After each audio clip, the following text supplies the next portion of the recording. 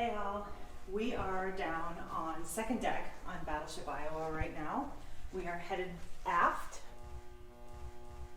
and we're gonna go see if we can find Dave Way, our curator, see if he's in his little lair and see if he can show us an artifact that we are preserving aboard this ship.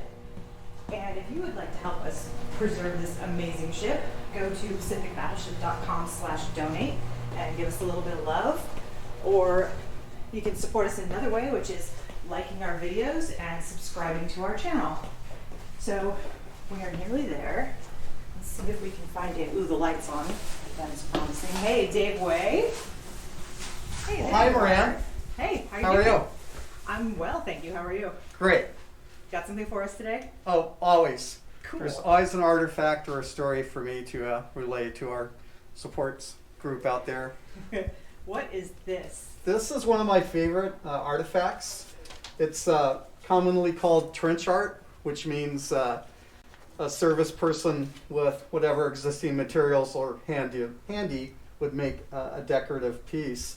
This is a copper plaque. It's placed on plywood, and this is from the Korean War era, from 1951 to 1957.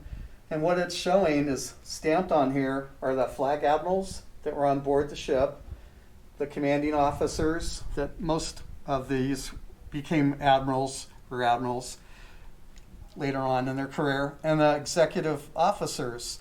It was donated by Rear Admiral Becton's estate. He was the last commanding officer of Iowa during the second commissioning in 1958.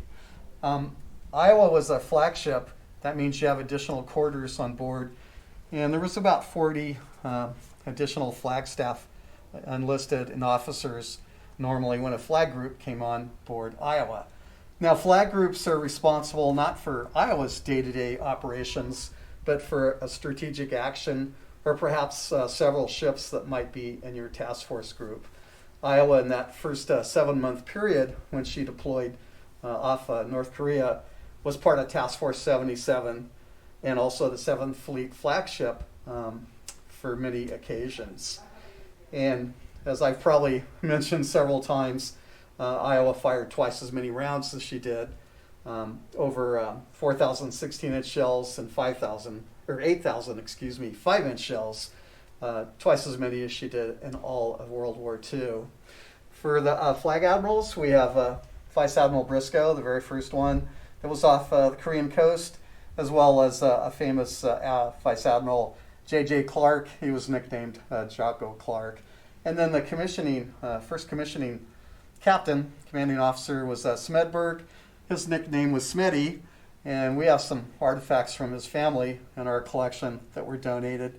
He was, from what all I've read, very well liked by both officers and sailors alike. And then Captain Cooper relieved him for the rest of the war off North Korea. Then the listing of the executive officers here as well. Now, originally we did have polished paste that was embedded in all these little stamp marks, and our conservator, Samantha Jonovich, removed most of that because over the years that would corrode or eat away at the copper. And so it's been polished the best that we know how to do.